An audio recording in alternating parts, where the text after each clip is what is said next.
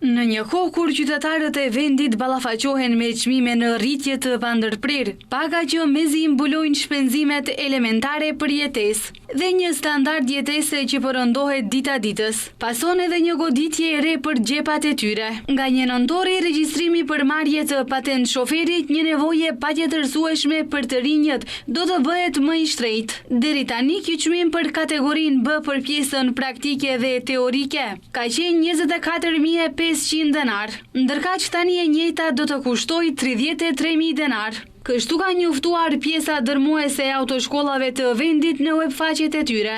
Sipas tyre, ky vendim është marrë pas mbledhjes përfundimtare të shoqatës autoshkollave të Republikës së Maqedonisë së Veriut.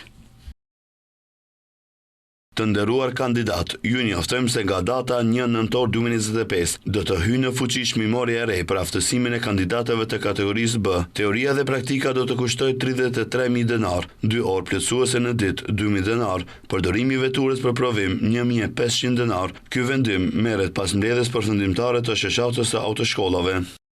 Sipas këtij njoftimi, në përqindje çmimi për regjistrim të patent shoferit është rritur për rreth 35%. 2 orët plotësuese në ditë deri më tani kanë kushtuar 1.400 denar, ndërsa nga 1 nëntori do të kushtojnë plot 2.000 denar. Si dhe përdorimi i veturës për provim nga 1.300 denar është rritur në 1.500 denar. Televizioni Shenja kontaktoi disa nga autoshkollat e vendit për t'i pyetur rreth rritjes së çmimeve në mënyrë të të menjëhershme. Ata thanë se një rritje e tillë ka qenë e nevojshme kohë më parë, sepse siç thonë ata, së fundmi janë rritur çmimet e derivateve dhe pagat e të punësuarve.